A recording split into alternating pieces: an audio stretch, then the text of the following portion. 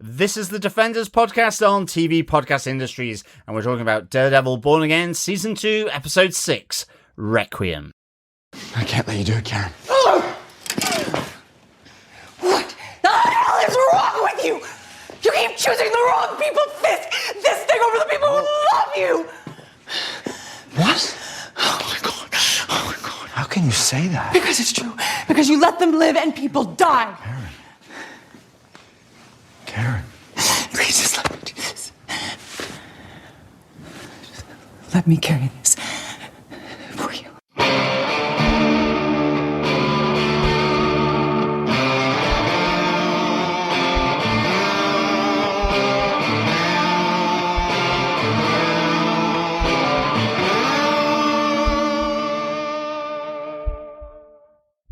Welcome back, fellow Defenders, to this episode of the Defenders podcast on TV Podcast Industries. We're here talking about Daredevil Born Again, Season 2, Episode 6, Requiem. Mm-hmm. I am one of your hosts, John. I am your other whiskey-swilling host, Derek.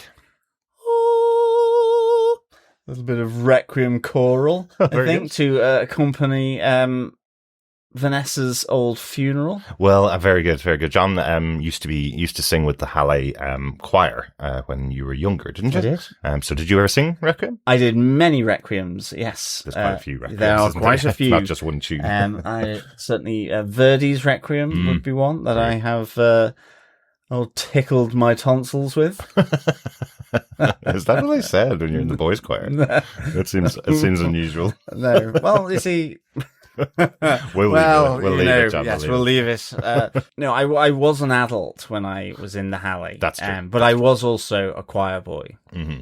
I was neither of those things. But we are back with the 6th episode, Requiem, an episode lots of people have been waiting for. And lots of stuff happened here. Not just the arrival, or let's say this very, very spoiled arrival of Jessica Jones. I think the night before this episode aired, there was a video that Marvel released of Jessica walking towards the camera, and every line she said in this episode played over the top of it about 3 hours before the episode was released. Like, what are you doing? I know. I don't know. They just like to spoil these things over at that marketing team and Born Again.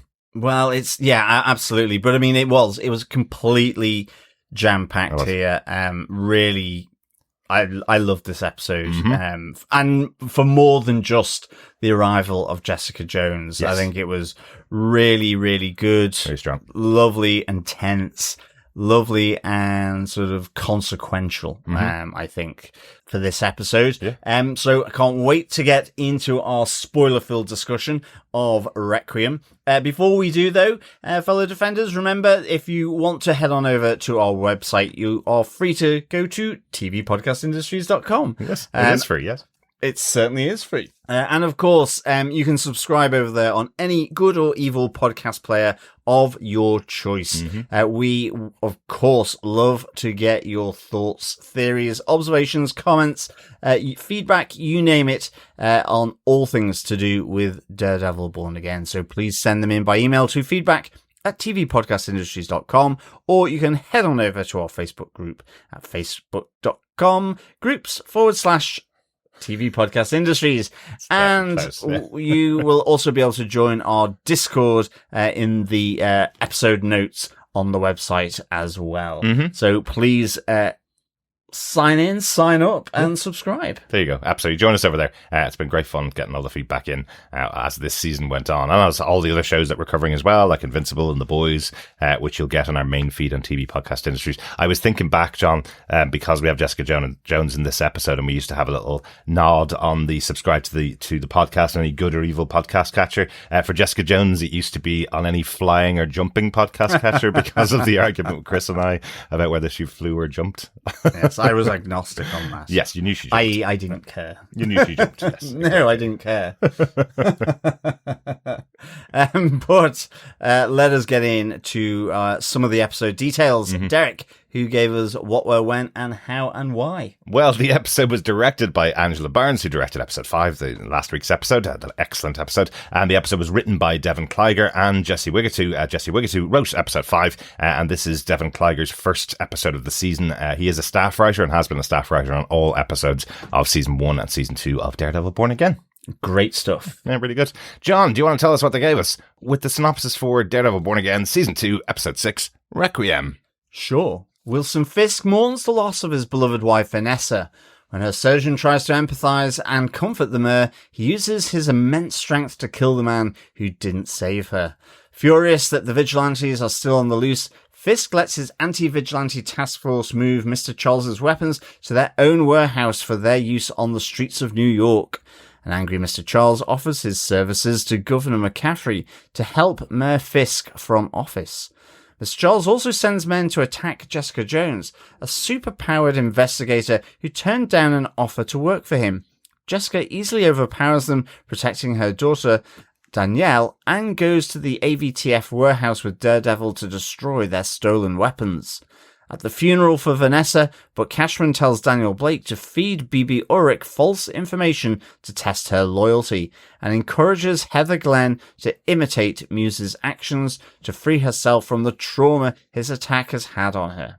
Meanwhile, back at their hideout, Karen Page nearly murders Bullseye, but is stopped by Matt Murdock. They argue, with Karen believing they have not only the right, but the obligation to murder both Fisk and Bullseye because of what they have done. BB decides not to leak the information and almost kisses Daniel, but he confronts her about the previous leaks and reveals that he knows she's connected to the City Without Fear broadcasts. Back in New York, Karen Page joins a protest outside City Hall and shares the testimonies from the Red Hook prisoners onto the building, urging them to resist and revolt. Matt Murdock visits Wilson Fisk at his own hideout and suggests they both leave New York to have peace, but Fisk refuses and they fight. Murdock wins, but a broken Fisk asks what will he do? He can't arrest him and he will not kill him. During the protest, Lead Officer Powell kills young AVTF agent Saunders, who he had suspected of feeding information to Daredevil, and blames vigilantes. As gunfire rises, causing chaos around City Hall, Karen Page loses her wig and is caught by the trigger-happy Officer Powell. Oh my god, it's her! That's it. I must say, this was very funny. If you're going to have a wig malfunction, don't have it in the place where you're supposed to not have it. Well, yes. Right in front of City Hall, during a protest, with all the armed AVTF there. Yeah. It was the worst wig malfunction ever. It was pretty awful, wasn't it? Yeah, she should have been wearing a hat as well, or maybe stapled it to her head, or maybe just dyed her hair instead of wearing a wig. How about that? Yeah, absolutely. Because she has had the same hairstyle since Daredevil Season 1, so maybe she could have just gone into real hiding and dyed her hair. Oh, definitely. But massive tension moment, so we can't forget about that. We needed the tension out of that. Will we get into our case notes, John, for this episode? Absolutely. To discuss all the major moments of the episode. Let us get into case note number 1. Order. Time for the defense to present their evidence. Yes, hug it out. I think this is really hilarious. But yes, the fact that the surgeon who failed to, in Fisk's eyes, to rescue and recover his beloved Vanessa from the attack by Bullseye is given a really, really good bear hug. So much so that his eyes sort of bleed out. And I do think, yes, this is the case of, is it the customer's always right? I'm going to complain by giving you a hug. So any doctors out there or surgeons, you better beware, Dr. Bob, that you don't do anything to, that you're not caught in an evil group hug by a deranged large cartel boss or kingpin. Yes, avoid the closeness. Definitely avoid what this surgeon says to Fisk. Wow, when he's like, "It was my pleasure to deal with your wife. She's such a even in her final moments, she brought down the beauties of heaven." It's like, what are you talking about? You were the surgeon that worked on her. I literally thought that this was a dream sequence. Yes. Yep. Because of how the surgeon spoke. Yeah. I was like, if anyone said that to me in this moment, I probably would have punched them. or at least shouted at them and cried or whatever. It was a loved one. Rather than, I mean, I wouldn't necessarily have resorted to a murderous bear hug. Probably not. But, yeah, I just thought it was a dream sequence. And I thought something really awful was going to happen, but I thought he was then going to kind of come around and still be holding Vanessa's hand, which they'd focused on. Yeah. And the fact that it was real, I was like, oh, he did say that. He actually did say that. He actually did say that. I kind of feel less bad now. But New York has lost one of its top surgeons now because this guy was just playing it so overly familiar with the mayor of New York, you know, as if they were in this together, you know. He just knew. I actually thought he was just going to come in and say to Wilson, look, you know, it's been 4 days. Vanessa's dead in the bed. We need to, like, but that's what I mean. Remove her. I thought it was just going to be something like that. Say it sensitively, not like I said it, but say it sensitively to him. But I thought it was just kind of a way of saying Wilson Fisk has been here for a long time beside his dead wife's body. We need to prepare her for the funeral kind of thing. You want someone with, you know, in inverted commas, bedside manner. Yeah. It's not something that's too curt and surgical and objective, but also not too... Are they related? Yeah. Like, I mean, or is he his vicar? Exactly, I mean, it just seemed... Priest. Or priest. It's Daredevil, you know, it just felt... Ooh, spot what tradition I grew up in. Exactly. But, you know, it's... Yeah, it was just overly familiar to the point where I was like, I feel like this is a dream sequence. Nonetheless, I thought it was hilarious in the end what happened because it was actually real. It's just you get Book coming in to sort of deal with it. And I'm like, at least there's plenty of trolleys that you can, and you can wheel a dead person out of a hospital probably quite easily. I feel like if there's one place that you could kill someone and get away with it, it'd probably be in a hospital. Yeah. But not that I've thought about that in the past, of course. But no, it was just the crunching of his bones as he's still politely going, Mr. Fisk, maybe you haven't noticed you're killing me. Yeah. Oh dear. Poor surgeon. Dear. That was, I must say, unintentionally funny and over familiar from the surgeon, which probably meant, well, you know, you kind of deserve that. Right. To some extent. Yes. No surgeons be overly familiar with John. Good stuff. That's our first case note. Let's move on to our second. We just have to give her her own point, John. Jessica Jones with Danielle Jones. I know.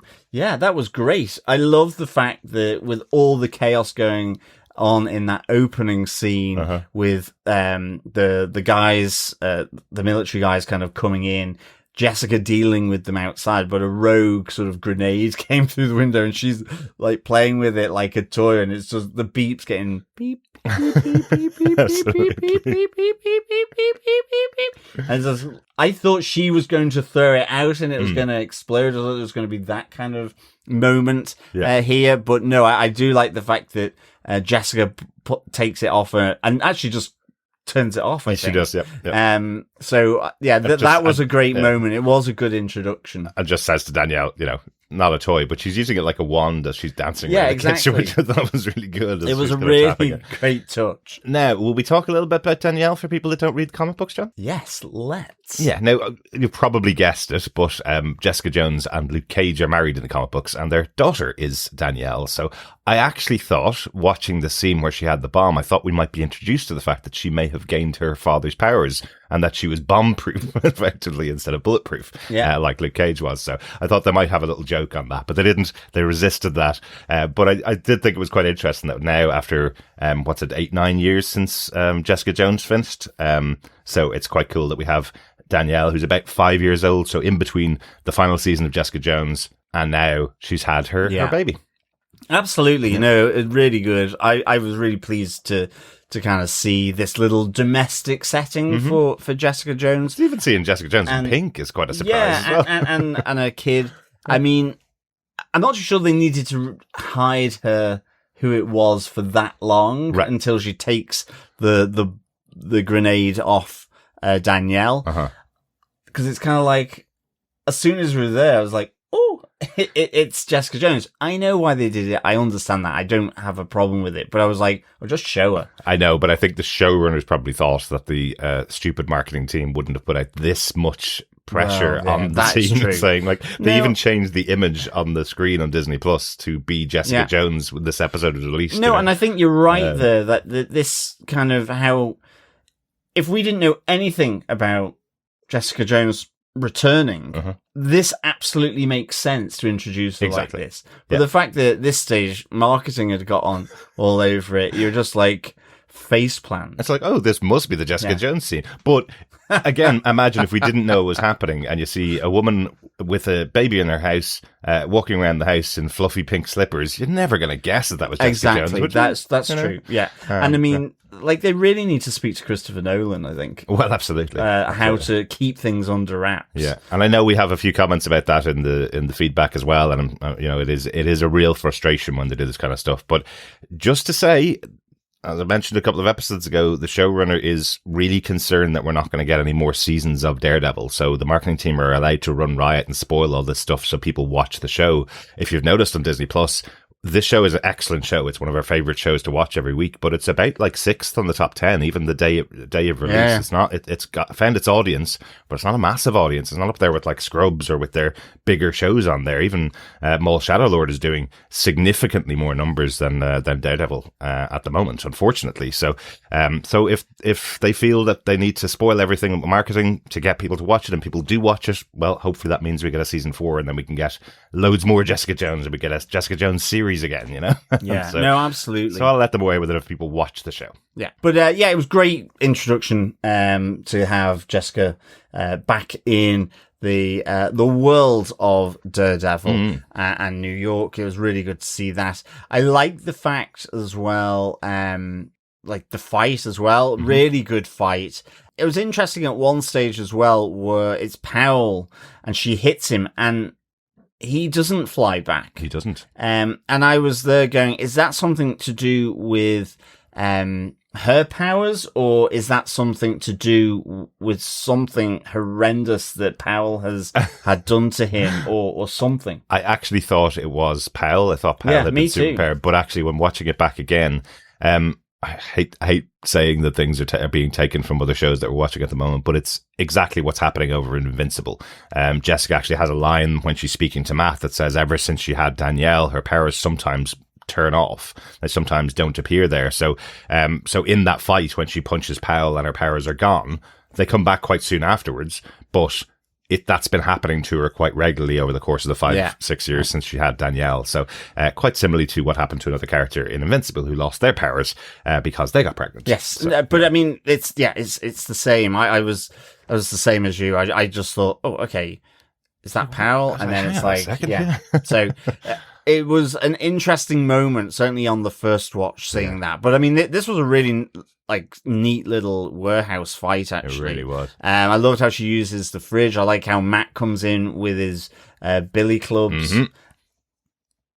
It was all just really nicely choreographed. So cool. I even liked, just that you mentioned the Pell scene a little bit, but I liked that Pell turned on her immediately when her punch didn't work on him.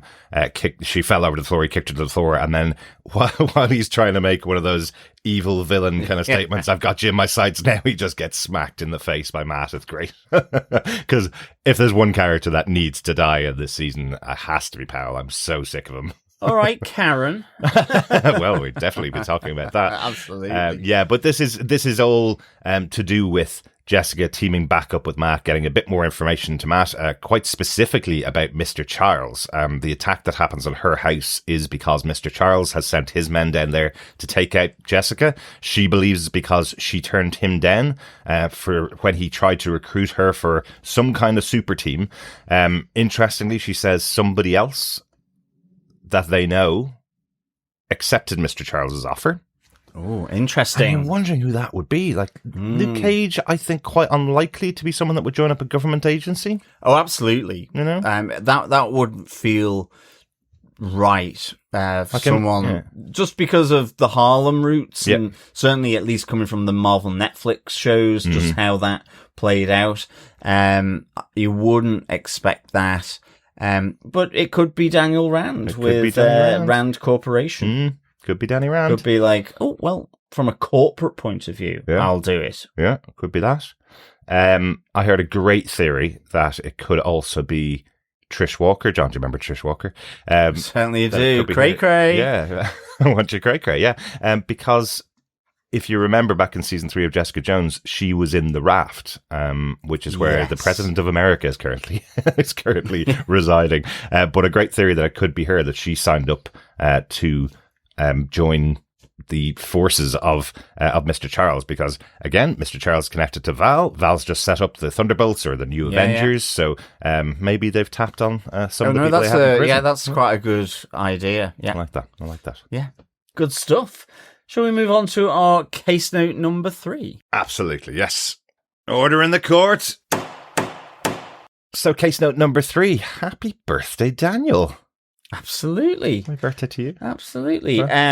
This was superb. I loved the whole tension here, and it almost between Daniel and Bibi Ulrich, but it almost carried through from last week's episode between Daniel and Buck Cashman as well, because you have Buck Cashman essentially saying, look, I know who's leaking this, or it's a high probability that it is Bibi Ulrich. So you need to do something about this. You need to draw her out, do that switcheroo in order to drop her information that she will release and expose herself. Yeah.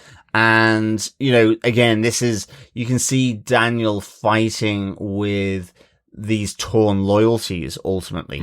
But equally, I like the fact that it's playing out with, to some degree, a little bit, I would suspect, some kind of shock, PTSD of what he had been asked to do by Buck Cashman from the last episode. Because he does. He says, do you know what I've done? Yeah. And you can see he is visibly shook from having to sort of dig the grave and bury someone who had been murdered. Yeah, or cut up the body as well. And cut up the body. Yeah. So, you're talking about what we learned about Buck Cashman a couple of weeks ago, was that he's been doing this since all the way back at the start of the Daredevil season. So he's been doing this for years. He loves it. Well, yeah, he's willing to do it at the drop of a hat, basically. And he's just dragged Daniel along with him to do this. And then when Daniel kind of says, what we did last night was messed up, he's just told to get over it. It's behind you now. You need to take care of the system, and the system will take care of you. And that was what you had to do to take care of the system. I do think that BB's days are numbered again. She's back on the top of the list for me as someone that may be dead by the end of the season. Yeah, I think so. Yeah. And because the information he tries to plant with her is that Wilson Fisk will only run one term, that he's going to leave. He just wants to do a one and done term. And if that makes it to the public realm, then BB will definitely be the one whose head's on a chopping block.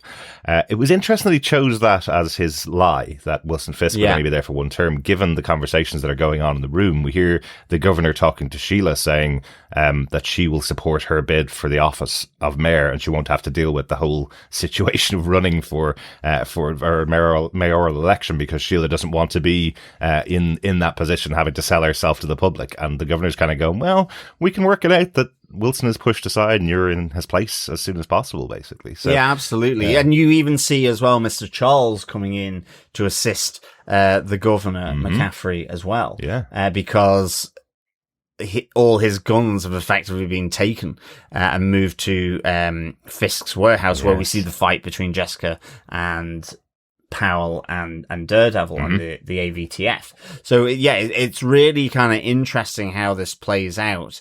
But something does stop her, and I was like going, oh, that's fantastic. Great. She's not going to get caught, but she's caught because Daniel did see the little SD card being passed between Have and her at the fight. Yes. So I think that was... So she's almost gets away with it, but it's just Javi was just too obvious in passing it into pocket. So he is able to go back in and pick it out of her pocket as he collects her coat. I do think, would it still be in her pocket? Yeah. I just don't know. I know. Because I think that's a little bit strange. That to me just didn't make an awful lot of sense. I think because the show's episodic, and we're kind of getting the splits by week, what we probably don't realize is how short a time it's been since the fight. You know, the fight happened, Vanessa was in hospital, then Vanessa dies, and then the funeral. So these things are happening really quickly. Yeah, but it's still a day. To me, at least, it's probably a day and a half. Yeah, a good day has passed, if not two. Yeah, and I think she would be looking to, you know, she would have taken that out when she got back from the fight. I agree. Yeah. You know, you have that first night where she's in hospital, Vanessa, the next day, and it's the next night where she has that whole, where she's speaking to Fisk, and even that, then again, it might be longer because she's had surgery, and it depends how long she's out for. Yeah, that's true. In order to help her recover, so it's at least 2 days here. And I just don't think she would have still had that in there. I think she would have looked to have gotten the information off and secured as quick as possible, and then ultimately destroy it. Or at the very least, not be carrying it over to Daniel's house. Yes, exactly. Like maybe change your coat. Yeah. But look, the tension was what was. But it was. The tension was excellent. So tense. It was the fact that when she goes upstairs to do the text message that Daniel's pretty guaranteed she's going to do, he looks at her coat and he's convinced. You know, he doesn't really need to do this test on her because he already knows that she's the one that's been passing the information. You know, we talked about this a couple of episodes ago. Does Daniel know? Yes, he does, but he's been trying to protect Bibi. He's been trying not to believe the worst of her. He's been trying to allow her to just leak little things because it doesn't really matter in the grand scheme of things. But now Buck Cashman has got her in his sights, and Daniel can no longer protect her, no matter what Bibi does, no matter how she plays the game. When she's trying to sidle up to Daniel, he's like, just stop. You played the game, you've lost, and I don't know how to protect you from Buck. And Buck's calling to find out what's happening, and that's kind of where we leave them there. Yeah. It was quite interesting when she was writing the text message. She walked into Daniel's room and looked around the room, and she sees the photograph of Daniel with his dad when he was a kid, and that's what makes her delete the message and not send it out. And we hear the conversation from his mom saying how proud his father would have been.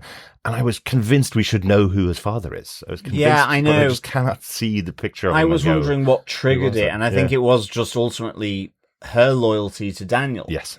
But I thought it was something in the room just because of the way it was being filmed. Yeah. I mean, I think just the tension of it was superb. Right. And I think, it puts Bibi in real danger here. Yeah. And that, you know, I'm really excited to see how this plays out because I'm hoping that she still is able to survive this. Yeah. And I suspect Karen might have a part to play in it just because she does have an interesting conversation with Daredevil that, quite frankly, relates to old Wesley from last week, which was just great. Mm-hmm. So I think this could be Karen, you know, not on my watch kind of thing again. Well, let's hope so, yeah. So there could be something playing out there, I think. Absolutely.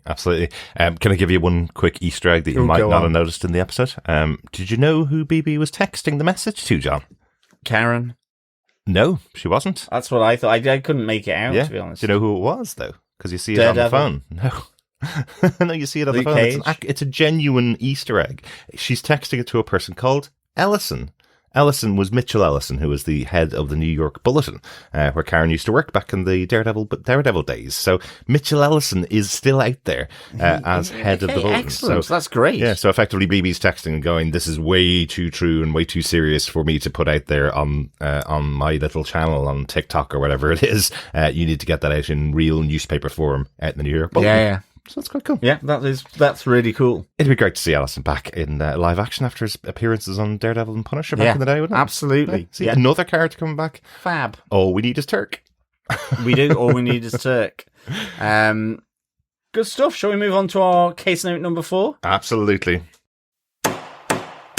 Karen the killer. Again. Yes, she's getting the taste for it, I think. Certainly is. She knows she is on the rampage here. like within a confined space and with limited rampaging. Yes. But I think she's being driven up the wall by this argument. Yes. I absolutely love this. I think the scene between Deborah Ann Wall and Charlie Cox is so strong. It's such a big scene. It's a really big scene. Yeah, just because everything was going so well between them. Yeah. And this has become the wedge point for them. The fact that Daredevil brought Bullseye back into their hideout. You know, that side eye at the end of the last episode had meaning. And it was really, really good here. And I like the fact that, as well, she comes back to her murder of Wesley, boo, because, you know, like, but I just think it's a really nice way of putting it. She says, has this tortured me, me killing him? Yes. Did it need to happen? And do I regret it? No. Exactly. Because otherwise he would have been after them incessantly. Yeah. And, you know, she extrapolates this to the fact that he's saving all the people that will kill them. Oh. Wilson Fisk, Bullseye, Doctor Doom, you name it. Rhino, all the other. I thought you were going to say Ryanair there. You know, all the, and she's got ultimately a problem with that now that she's been stuck between the four walls and looking at Poindexter being given treatment in order to try and give him the best chance of survival, even though he's not able to go to hospital. So, like, but I love that, you know? Even that, you know, that's the first bone of contention. She's told. She goes, why can't we just take him to the hospital? Well, he'll be arrested. Good. You know, it's an instant reaction from her. She doesn't want him there at all. She says he deserves to be either dead or in one of Fisk's dungeons, but definitely not in our hideout. Yes. And then Matt leaves her there alone with Dex. And she has the conversation with him, the one that Matt had last week when he was taking him through the tunnels, whereas Matt chose to keep him alive regardless of what Dex said. Yeah. Dex is saying to her, I've accomplished my goal and I deserve to die. You're absolutely right, Karen. Pull the trigger. You know, the one thing that somebody who's going to pull the trigger on you doesn't need is for you to say, pull the trigger. Absolutely. Is what happened. But I was very surprised to hear the bounce of that billy club off her head. Definitely. As Matt arrives. Of time. Yeah. Very. But billy club to the head, though. I thought it was to the gun. Oh, maybe it was to the gun. Sorry, it was just the fact that I think it because it rips it out of her hands and her fingers makes much more sense on the trigger. You know, so didn't want to give her brain damage, so I'm glad he went for the gun. Grant, but the fact that she says, you know, you keep saving the people that end up killing people that you love, and you don't stick up for the ones that you love. It's such a big argument. I'm so glad the feedback that we've been getting since the beginning of the series has been leading to this. This is exactly what the show wants us to be discussing. They want us to be discussing, why is Matt keeping people alive when he could just kill them and then everybody is okay? Yeah. Well, and you know, keeping alive people specifically that are trying to kill him and his loved ones, whether it is Karen, whether it's Josie, whether it's Cherry, you know, all these people. And all of the group now, the whole resistance movement, which is now following Daredevil. We can see them all dressing up as Daredevil now. He's their figurehead now, and they're all being taken out and killed off. But it's such an interesting argument because the argument tends to be, why aren't you killing Bullseye? And Bullseye is saying, my killing is done, basically. He's turned to a corner now and saying, I've done what I needed to accomplish, kill me. So there's no point in killing him. You might as well put him back in prison. Yeah. You know, he's not worthy of death. But Karen still wants to go for the retaliation. She still wants to go for the revenge of killing the person that killed Foggy. She wants him dead. Yeah. They want to kill Kingpin, but he's inspired so many brutal people in the city like Powell and Buck Cashman that even if Kingpin's dead, there's still other people out there who are out hurting people and following his cult, effectively. Well, and that's the other side of it for Matt. You know, okay, you knock down a domino. Yeah. You knock down another one. You can knock down as many others that causes the chain reaction. There's always a domino in front. So it just becomes this never-ending sort of domino cascade. Exactly. You know, and I think there's all, and then whilst people are starting to stand them up behind you, like there's the new ones coming through all the time. So it's just, you know, it's a really great argument It is. between the two It of is. them. And interestingly, as the argument goes on, we actually hear the real cause behind it. It's not just, okay, she's frustrated. I get that. And she's left alone in this room with the person who murdered her best friend. I get that. There's a frustration there. But also she feels that everything that's happened with the resistance movement isn't going well anymore. They thought they'd found the key in finding Christophe, the co-pilot, is it, of the ship? Second mate of the ship from the first episode. But he's dead. She knows he didn't make it to their handlers, and she learnt that while Matt was out. She also knows the data that was passed on to BB to be broadcast, which was all of the testimonials of the resistance members who they saved. That hasn't made it out into the public. So she's concerned that all of the ways that they have of taking down Fisk, the way that Matt wants it to happen, are all failing at the moment. All of that information is not getting out to the public. So Karen decides to take it into her own hands and head off to the City Hall rally. Yeah, and project this. I think in the UK there's a group called Led by Donkeys that kind of project it onto these kind of things onto Parliament, or generally about politicians being like stupid, racist, misogynist, corrupt, and so on. But they did the Andrew Mountbatten Epstein files photos as well, didn't they? On one of the castles as well. Exactly. So, so it's a la Led by Donkeys for me, where they project the testimonials onto the City Hall and have this whole rebel, revolt, sort of tagline for it all as well. Yeah. I like how they do that, because that's used a lot all the time. And the problem is that the whole thing becomes more and more agitated, and then gets agitated by Powell, who, it's completely foreshadowed throughout the whole of this, where Powell knows that the AVTF agent Saunders, who had been taken by Karen, that he had been feeding information to the resistance. And so he is shot, is dispatched very quickly, and that ring out of the gunfire is the false pretext to go after the vigilantes who Powell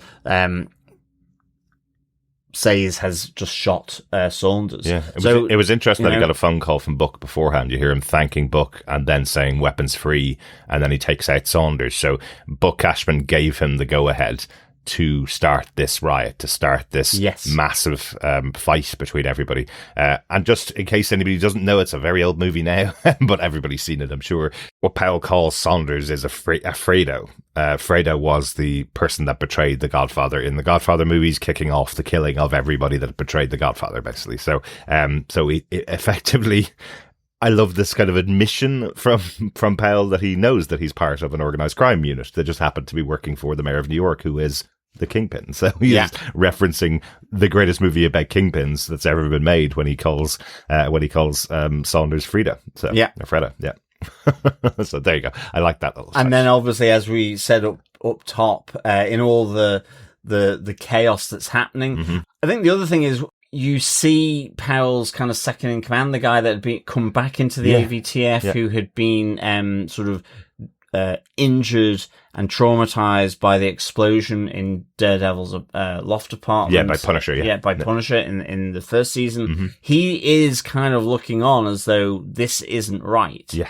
It may have gone too far even for him. Well, yeah, like I think from the angle anyway, it seems like he saw Powell put the gun underneath Saunders' head and pull the trigger, and then he said, damn those vigilantes. And you're kind of going, well, if someone saw that and he's the only one that seems to have witnessed it, maybe he might turn on Powell. Yeah, absolutely. Somebody has to. Yeah. But I think in all the chaos that happens, Karen ultimately gets caught by Powell. Gun to the face. Because she's now recognizable with her wig malfunction. Yep. And that's where the episode ends. It ends with her gun to the face and Powell going, well, I've got you right here. One of the most wanted people in New York. So will he take her in and take her in alive? Because I think that's what Wilson Fisk wanted for Matt. So he probably will take her in alive. And I have a feeling maybe that's how her and BB Ulrich will get together, because she will be taken in as well. Right. They'll find themselves in a holding cell together. Writing articles for the Bulletin again. maybe. What a great, exciting moment. And again, brilliant scenes from Deborah Wall, again, just really showing off who she is. I love that in the argument with Matt, when he's kind of going, you changed. This isn't you, Karen. And she says, look, I grew up.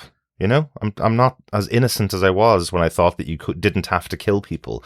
And I love that she reminds him that when Father Lantham was killed and he almost died and wanted to go out and kill Kingpin, Karen had said to him no, and now she's going, well, I rethought that. Maybe I was wrong at that time to tell you not to kill Kingpin. Yeah. I've grown up. I'm telling you now, you should. So all of the stuff that she's doing here, she is also a leader of the resistance movement. This is her version of taking down Fisk, is what she's done here. And now she is at gunpoint from Pell. Yeah, absolutely. Shall we get into our case note number 5? Yes, let's get on to the final case note. Fight! It is, yes, the Kingpin and Daredevil fight.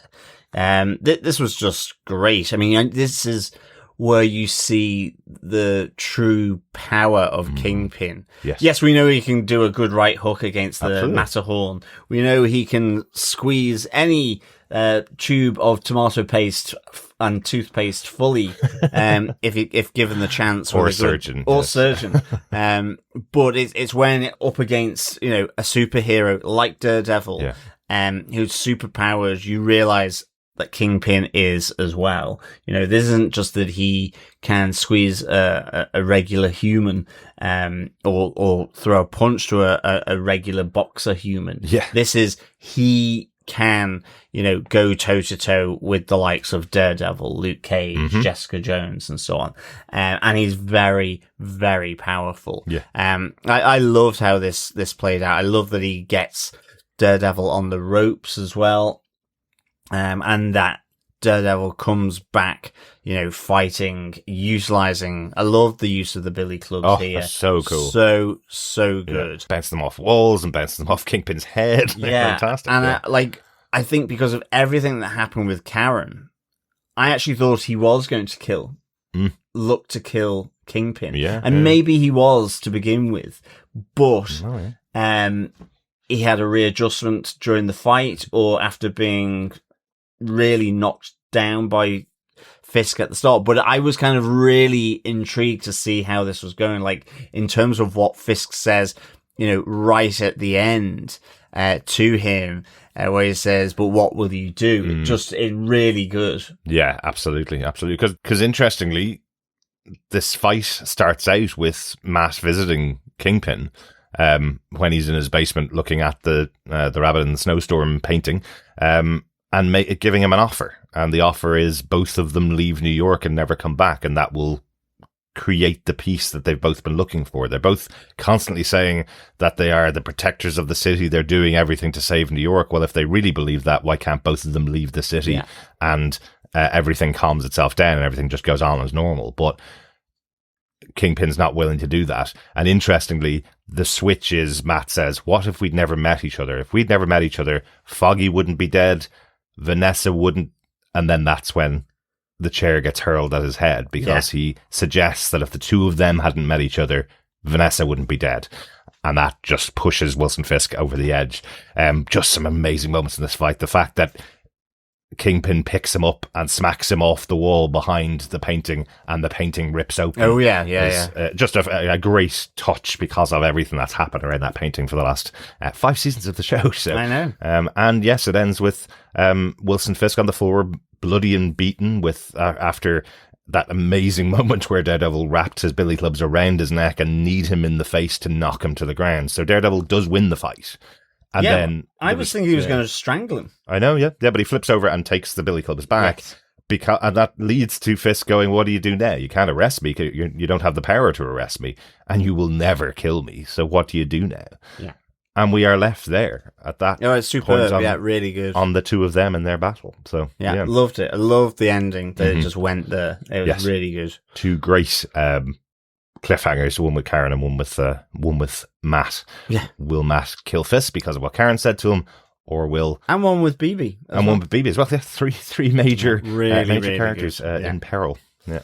Superb stuff. Absolutely. Maybe the defenders will run into town and save them all. Yes. Next time. Shall we get on to our notes? Because with the arrival of the whiskey swiller, old Jessica Jones, we do have a whiskey watch. But not from Jessica. She wasn't feeding Danielle shots or anything, thankfully. No, I would never expect that, but sort of a little dip of the little finger in to help her sleep. I think parents aren't allowed to do that anymore. Oh, okay, grand. They took that out of gripe That water. explains me then. It does. Half a glass of Guinness is grand when you're a baby, isn't it? Absolutely. To get you to sleep. I think my mum was, I've probably said this many times, but I think, my mum was actually prescribed a bottle of Guinness, I think once a week by the doctor. With some cabbage, which get the iron, which is the reason that made you move to Ireland, wasn't it? Absolutely, yeah. And my mum was mad into so she needed iron, clearly. Yes, exactly. Mad into cabbage as well, so it was iron central. Absolutely. But, yes. That's why you're so strong. Well, Anyway. but anyway, yes, so we do get a whiskey watch here, fellow defenders. A branded whiskey, finally. Yeah, absolutely. As Mr. Charles is drinking some 20-year-old Michter's whiskey that he gave to Governor McCaffrey. Yes. And so never heard of this brand, but it is one of the oldest US whiskies, with it being founded the distillery was founded in 1753, so it predates the American War of Independence. Did it cause it? Probably. Not enough Michters to go with their tea. We don't want your tea anymore. We just want Michter's whiskey. Maybe that. So, that's kind of really interesting. A real long-standing brand there. Yes, and now we know what we have to get a bottle of for the finale of Daredevil Born Again. Yeah, Michter's whiskey. Doesn't have to be 20-year-olds. Be interesting as well. Is it a whiskey that's done in sort of the bourbon style, or sort of more along the lines of a Scotch or an Irish whiskey? That would be kind of interesting. We'll have to check that out. Yeah. Probably does Probably does a bourbon anyway. I was wondering about your pronunciation of bourbon, because they're dipped in tea. Yes. Bourbon is the alcoholic Bourbon, drink. yes. The alcoholic whiskey, Yes, I do like a bourbon as well. Yes, true. Dipped in bourbon. Excellent. Lovely stuff. But yes, we finally have Whiskey Watch in our coverage of Daredevil. Good stuff. Yes, we do. So I think it's to our defense. I think so. So, lads, do you defend this episode? So, Derek, do you defend Daredevil Born Again? Season 2, Episode 6, Requiem. Well, you stole my line at the beginning of this episode, because I watched this when I got up the morning it came out, and John was in work, and then when he came back in the evening, I was recording our episode on Invincible, and all I said to John was, this is an excellent episode, and it's not just because Jessica Jones in it. And John started the podcast with that. This is an excellent episode. There's so much stuff that went on. I absolutely loved it. I love seeing Christian Ritter back. I love that we got a moment of her being fluffy mom for a second with Danielle. I was really surprised to see Danielle in there. I'd heard the rumours that Jessica had her baby. Danielle, there's a quote of that went round weeks ago. But I didn't know we were going to see Danielle on screen. That's really cool. So lots to talk about that in the future, about who Danielle's dad is, who she may have been named after, and why is another great theory that we may talk about as well. So that's really cool. And then everything else that was going on, our main three resistance people are now in jeopardy by the end of the episode with Matt, Karen, and BB. Karen potentially going to be killed by Powell. Matt potentially going to kill Kingpin because of the instructions from Karen, and BB potentially going to be buried up in Albany. By Dan. Another one. Yeah. Be a mass grave in Albany soon enough. I think there probably is after all those seasons of Sopranos.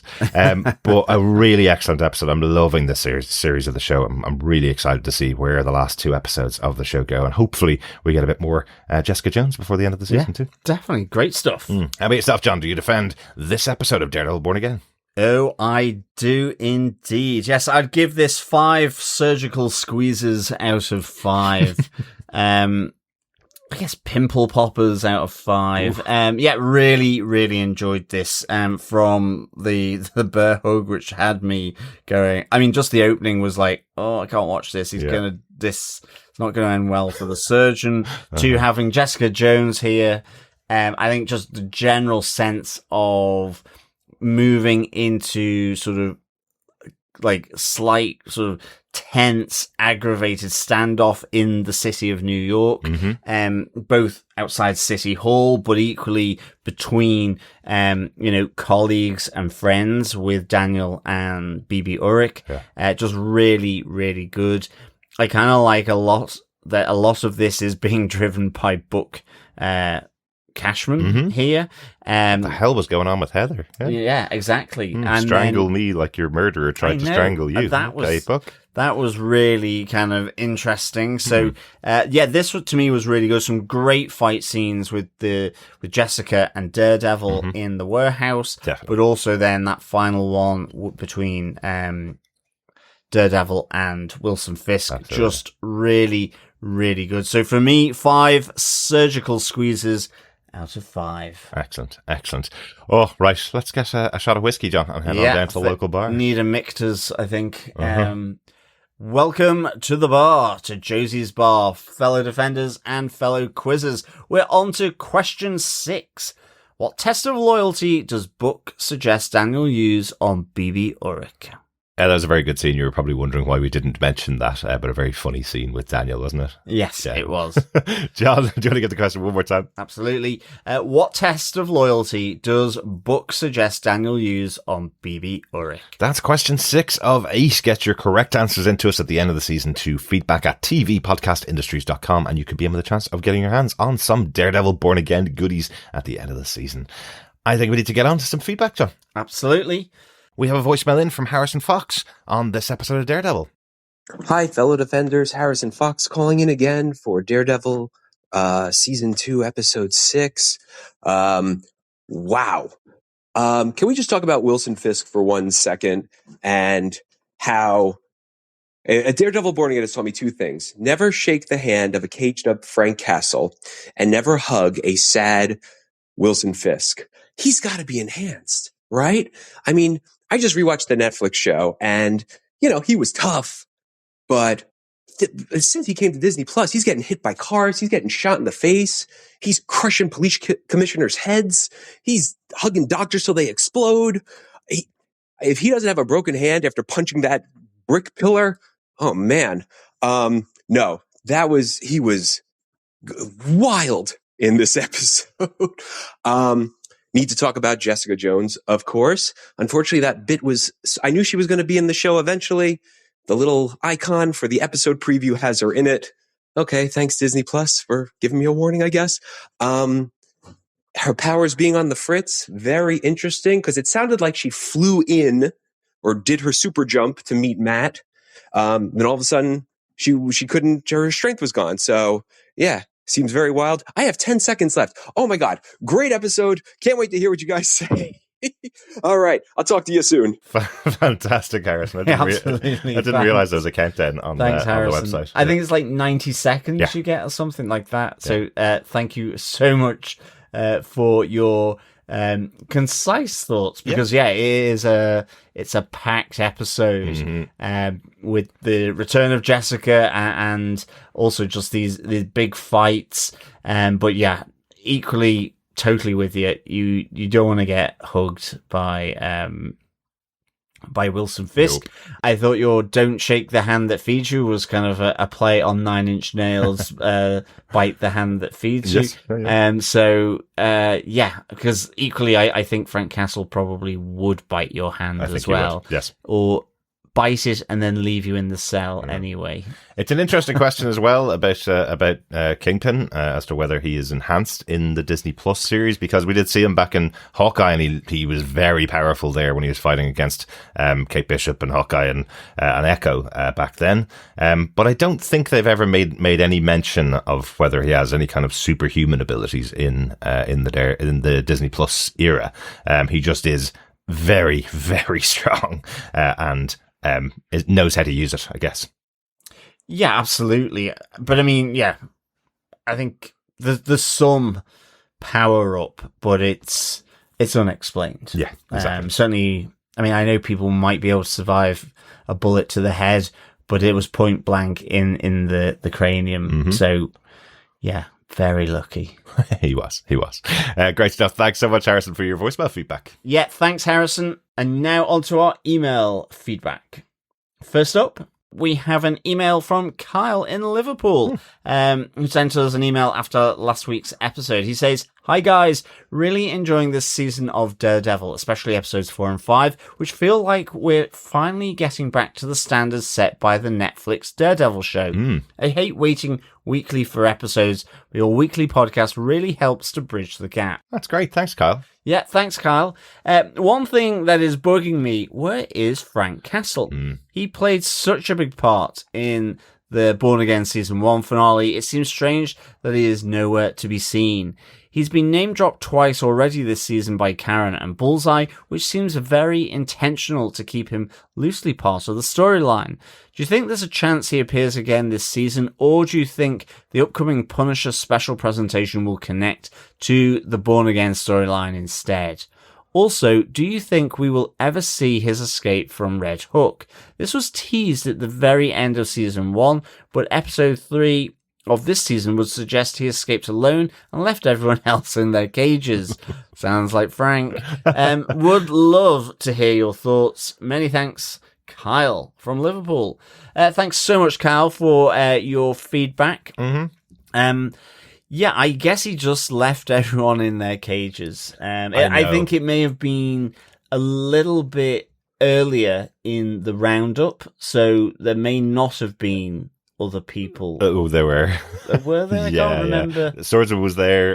It was basically the camera panned. Okay, I can't defend him then. Yeah, there's no defense for this. They had to write him out of the show because he wasn't signed in for the second season. He was signed up to write and produce the Punisher special. That's the behind the scenes stuff. But yes, it is really harsh until we've seen that special. It's really hard to judge Frank and what he did because, yes, literally that closing scene in at the end of Daredevil Born Again Season 1 was it panned across all of those cages. We see that Frank was in one of the cages. He talks one of the guys into coming too close to the cage, breaks himself out, and then walks off into the sunset. You know? Dear. Yeah, it feels like, you know, Good old Frank. Frank's never been that type of hero. Yeah, he doesn't play well, does he? Yeah, like he will save people and will protect people, of course, but he's not really that type of hero like Daredevil. To save people from a prison. It's more saving people from sort of people trying to kill them. Yeah. But not people locked in prison. Look, it's very harsh. I don't think it is what Frank Castle did. I think if we are going to see anything about it, we'll see it in the special. He may have been met with overwhelming force, and he just couldn't. You know? But I hope we do get to see that, because right now it feels like Frank just walked out the door. So all we've seen of it is just that scene at the end of Daredevil. I don't think we're going to see him in the last couple of episodes of this season. I know he's been mentioned a few times and there is that question over him, but literally 1 week after the final episode comes out, we're going to see the Punisher special, and I hope they do address it, and I hope they do show where he's been and what he's been doing and why he didn't come back to help the people and why he didn't free them from their cages. That feels like something that would be very important to do since the last time we saw him, right? Yes, absolutely. Excellent stuff. Thanks very much, Kyle. I'm glad you're listening along with us, and we're easing the distance between episodes. Absolutely. Thanks, Kyle. We also got some feedback in from Victor Cherry Von Doom. He says, "Greetings, Defenders. For me, these were more bang episodes. Heather's slipping into darkness is creepy. What I found more creepy is Book is already there." Hey, absolutely. Is that Luke and Jessica's kid? Wow, big plot plans in the offing. I hope the reports of a Defender's return are true. As suspected, Mr. Charles and Val are washing their hands of Fisk. Who else might they be sending to clean up on Isle Kingpin? More Matt Lillard, please. I am impressed with the presentation of different characters' struggles with good, evil, life-death decisions. It seems the only person at peace with their situation is Dex.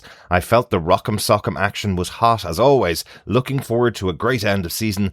Down goes Fisk. Down goes Fisk. Howard Kossel, misquote. Excelsior, Victor Cherry Von Doom. P.S. With Dex out of action, it would seem the Powell Deadpool odds have moved in Frank's favour. With the events of episode 6, should we now add the Governor, Karen, and plot-armoured Kingpin himself to the Deadpool?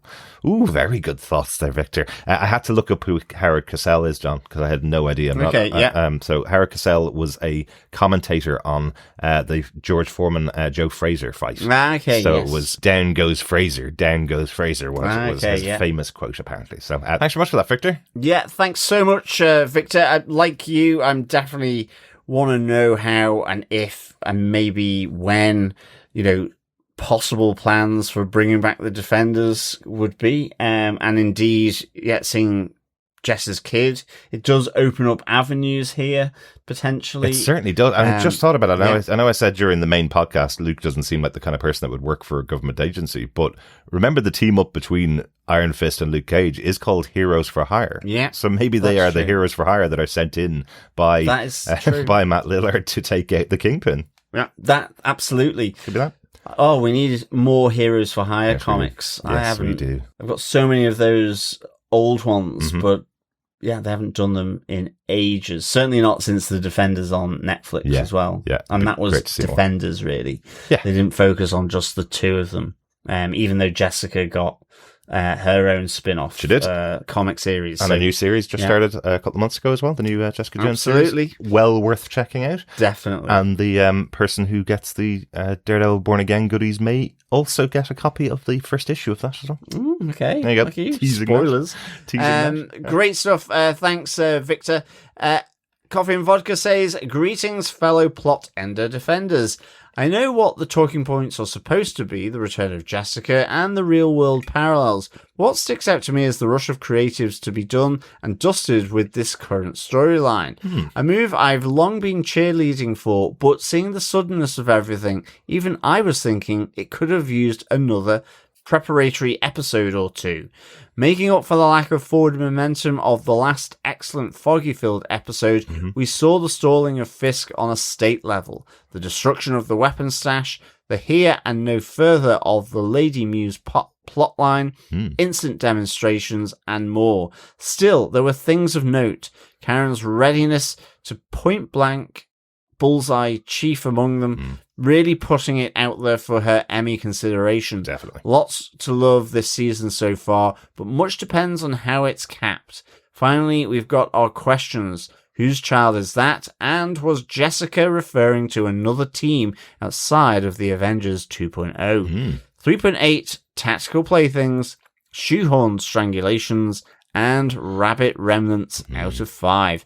Peace and take care. Coffee and vodka. Excellent Coffee and Vodka. Yeah, it's interesting, isn't it? It does really depend. We've still got 2 more episodes left, so it's not like the Wilson Fisk storyline will be over next episode.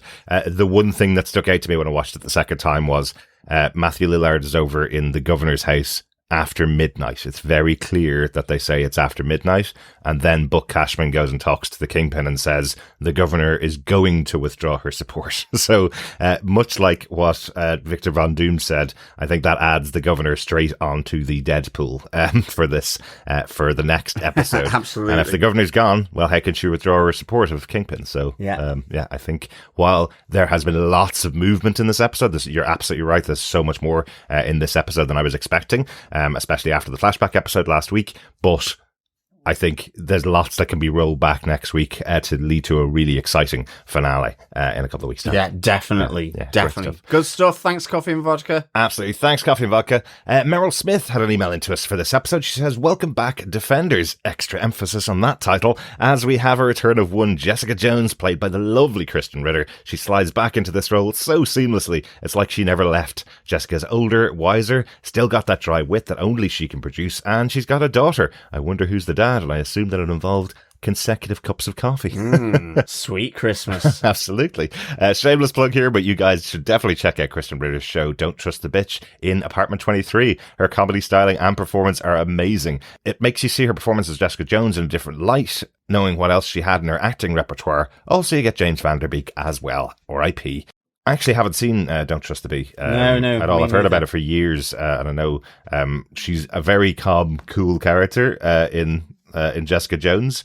Very smart, very strong character, and she's very funny in Don't Trust the Bee. I've seen her in interviews as well, Kristen Ritter, and she's always been a funny actress.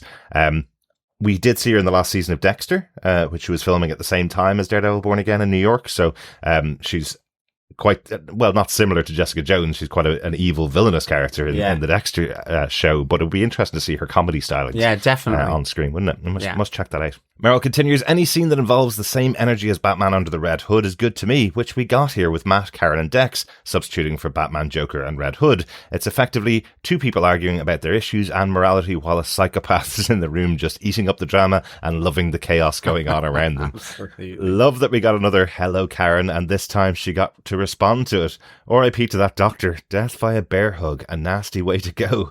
I knew that we'd be getting a Kingpin versus Daredevil face-off, but I thought it would be in the finale, not this soon. But I'll take it, as there was so much packed into this fight, as there is with all of their fights, especially the symbolic destruction of the rabbit in the snowstorm painting as collateral damage in their skirmish. The ultimate metaphor for these two is that everyone else could be destroyed around them, but ultimately they will both remain the same immovable object on opposite sides of the law, continuing to fight to take the other one down. If Karen can't take out Bullseye, maybe she can be the one to take out Powell, because he's been too involved for my liking, and I think that it's time for him to go. Looking forward to seeing what twists and turns this show delivers upon us next time. Keep watching, keep listening, keep reviewing, and most importantly, keep defending. 4 dead docs out of 5. Excellent, Meryl. Thank you so much. I love the reference to Batman Under the Red Hood. Great parallel there to what goes on here, for sure. I mean, interestingly as well, just, hearing your thoughts around Wilson Fisk as well and the face-off with Daredevil. It's interesting, isn't it? Because I'm assuming he feels or looks done, but you just wonder, and certainly because we've seen a little snippet of who might be the mayor in the Spider-Man trailer. Yes, we have. But I just wonder if he's moved upstate to Albany. Has he become the governor? Do you know what I mean? Ooh, yeah. I just wonder, is it too early to say that the reign of the Kingpin has gone, even though it's looking pretty bleak for him here? He's in the throes of despair following the loss of Vanessa, and he's just been told he's lost support. He's got protesters and rioters now, so who knows? And he's lost Rabbit in a snowstorm as he's lost Rabbit in a snowstorm. He can't stare at that to calm him down anymore. No, he can't. And Daredevil just told him to leave New York, and he goes, right, I'm going to Albany to become governor of the state. Exactly. You just wonder. I love it, John. I love it. But great feedback. Thanks so much, Meryl. Absolutely. Great to hear from you, Meryl. Thanks so much for sending your feedback. Over on Discord, Glomdy says, I'll forgive them for teasing Jessica so hard and only giving us 5 seconds with her, because the scene at the end with Fisk and Matt was so good. Did not expect Matt to just come and see him to try and make peace like that. Yeah, I was really surprised. Absolutely, yeah. Well, as I say, I did think he was there to kill him. Yeah. Because of the conversation, or the argument, I should say, with Karen. Yeah, me too. Definitely thought he was going to kill him. Great stuff. Thanks, Glomdy. Yeah, thanks, Glomdy. Walt658 says, what a cliffhanger. I think the most interesting way to resolve it is for Bullseye to save Karen by injuring Powell. Oh, that'd be awesome twist. Cool idea, that'd be a nice twist. Yeah, all he needs is a paperclip, and then he's out of those cuffs in like 3 seconds. Absolutely. He'd probably do it with like sellotape. From across the city or something. Yes, absolutely. Thanks, Walt. Yeah, thanks, Walt. Over on Facebook, we got some feedback through from Mathematician. Why did Disney Plus have to have a huge picture of Jessica on their wallpaper background to this week's episode, ruining the surprise that she was back? They did this before when they stuck Hulk in the Ragnarok trailer. Not a fan. No way you would have seen me going in to explain to Fisk that I'd done all I could if I were that surgeon. Nope. Absolutely. I'd have been using it as a work experience for my protege, telling her, as a good mentor of course, that they had to start somewhere, gaining experience in what must be the worst part of their job. A la Scrubs, I guess. Wasn't that on Scrubs this season? That's what I was thinking, yeah. Great stuff there, Mathematician. Yeah, that would have been really funny. This could be another Marvel Universe, I guess. It's a what-if episode. Yes, a what-if episode. It would be really good. Mathematician continues, book outside is on hand to clean up the mess as per usual.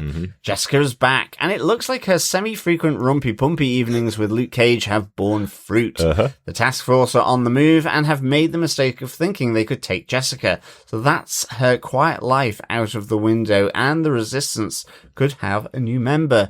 Karen is struggling more with Matt's refusal to kill Kingpin than even I was, but he refuses to back down and heads off to meet Jessica. Governor McCaffrey tells Sheila that Fisk may have to change his plans for the task force, and it looks like she wants Fisk's campaign advisor to take over from her when her term ends. Sheila for mayor. Yeah. At the same time, Book is sweet-talking the potential competition, trying to get him on Fisk's side. Book's a busy man, as he is also on BB and tasks Daniel with smoking it out with a false story. He has a sinister way about him that scares the bejesus out of Daniel. Absolutely. Kingpin dismisses Mr. Charles after stealing all of Val's weapons and arming his task force with them. Mm-hmm. Will Val and Charles take this lying down? Nope. I suspect he's in for a little bit of a face-off here. Continuing, Jessica fills Matt in on who Mr. Charles is, and we see them team up to take on the task force and blow up the warehouse where Fisk is storing the military-grade weapons, but is surprisingly flawed and bleeding by a punch from the most hateable person on TV, Task Force leader Powell. Have I missed something here? I would have thought that she could easily deal with Powell, but he took her out like she had no powers. Absolutely. Or equally, I think what I thought that he somehow had acquired powers. Which was even more scary, to be honest. But it's the other way around. She says she is having problems with her powers occasionally. So I wonder if that's to do with the return of a certain purple family. Maybe. That'd be interesting. Are they messing with her powers? Which we'll see in Jessica Jones back again. Hooray! Let's hope. Maybe. Book's busy day continues as he has an edgy, heated exchange with Heather that appeared to be sexually charged, as well as a therapeutic for Heather. Daniel decides his loyalty lies with Fisk over BB, as he feeds her some lies to see if it leaks. Powell identifies the key cards used by Jones and Matt as belonging to Saunders. Oops. Karen badly wants to kill Dex, but Matt won't let her, and her frustration about why he always protects the bad guys comes out. I think she agrees with Matt deep down, but her desperation to get revenge for Foggy is clouding her judgment. What do we think Daniel wished for when he blew out his candles at his little party with his mum and BB? Yeah. Hopefully that he wouldn't have to turn BB in. It felt like he was closing his eyes going, I just wish she wasn't involved in this situation. I wish she was on the level and everything she was telling me is true. Yeah, absolutely. I guess that birthday wish isn't going to come true. We will see how that plays out, indeed. Mathematician continues. Karen exposes Fisk by projecting onto the city hall the stories of the Red Hook prisoners, also letting the protesters know that it was Daredevil who rescued the captives, while Powell murders Saunders as punishment for giving his key card to Matt, subsequently blaming the protesters for it.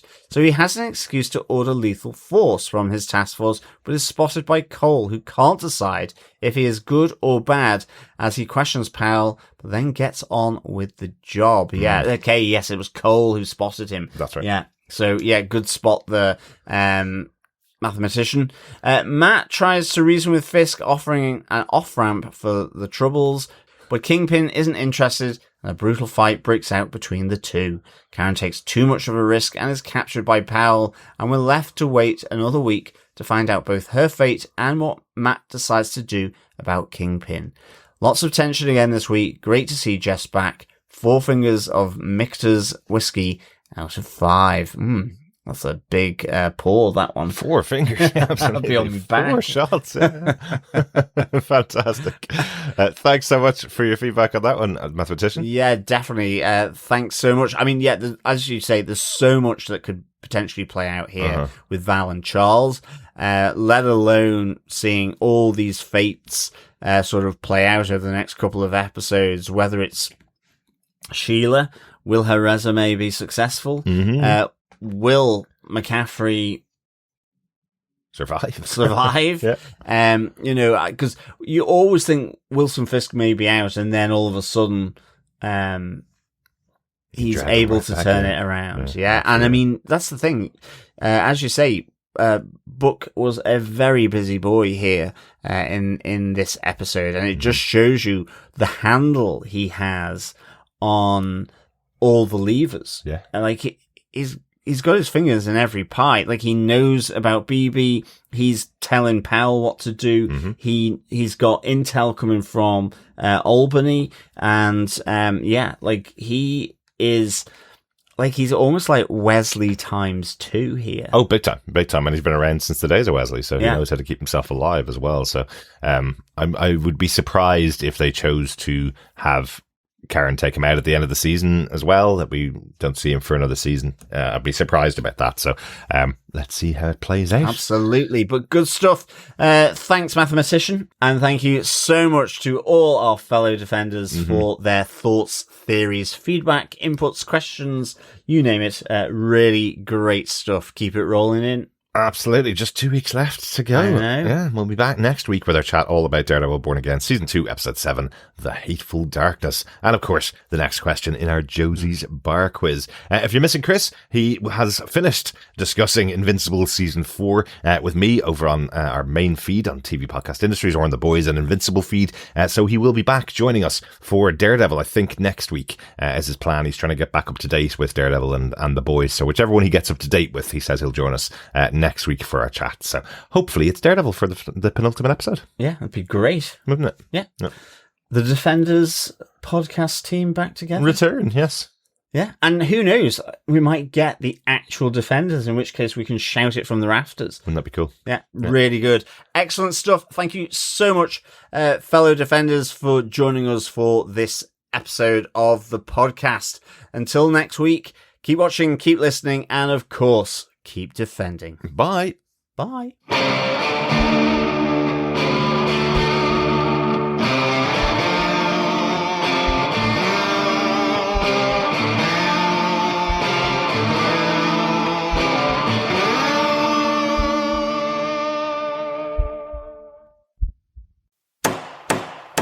So case note number 3. Happy birthday, Daniel. Absolutely. My birthday to you. Absolutely. This was superb. I loved the whole tension in this moment. Absolutely. Of his birthday between him and Danielle, and in a sense carrying it over. But